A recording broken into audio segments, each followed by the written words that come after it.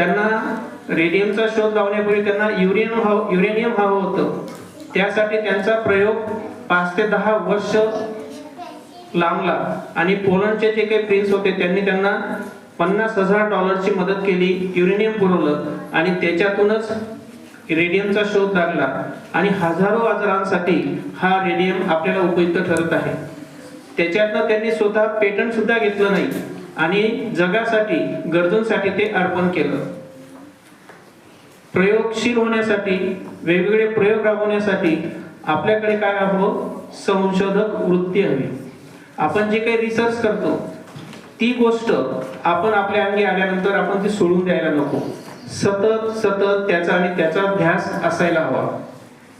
आपली संगती ही असे संशोधक वृत्ती असलेल्या मित्र आणि मैत्रिणींशी असावी. असं म्हटलं जातं, सुसंगती सदा पडो, सुवचन कानी पडो. बघा, एक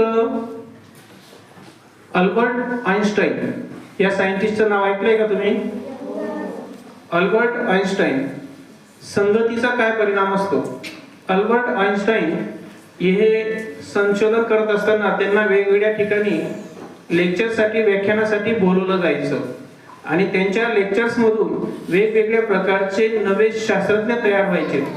एकदा काय झालं, एका शहरामध्ये त्यांचं व्याख्यान होतं आणि ते व्याख्यान देण्यासाठी स्वतःच्या गाडीने निघाले. त्यावेळेस ज्या पद्धतीची गाडी असेल त्या पद्धतीने, आणि ज्या शहरात पोहोचणार होते त्या शहरात पोहोचण्यापूर्वी साधारणपणे 10 ते 12 किलोमीटर अंतर राहिलेलं असेल, आपले धुळे शहरा एवढं, आणि त्यांचा गळा खराब झाला.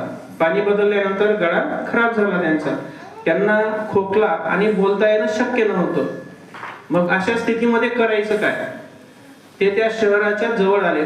शहरात ते आल्यानंतर आता त्यावेळेस एका सेविंग करण्याच्या ठिकाणी ते गेले. सेविंग करण्या ठिकाणी म्हणजे काय? दाढी करण्याच्या दुकानात गेले आणि गेल्यानंतर आता सेविंग करणारे जे काही बार्बर असतात, न्हावी असतात, त्यांना 12 चौकशी असतात. तुम्ही कुठले, कशासाठी आले? तर तिथं ते काही बोलले नाहीत. आम्ही इथं पाहुणे म्हणून आलेलो आहोत. त्यांच्याकडनं जेवढं बोललं जात होतं तेवढं, आणि ड्रायव्हरही त्यांच्या सोबत होता, ड्रायव्हर बोलत होता.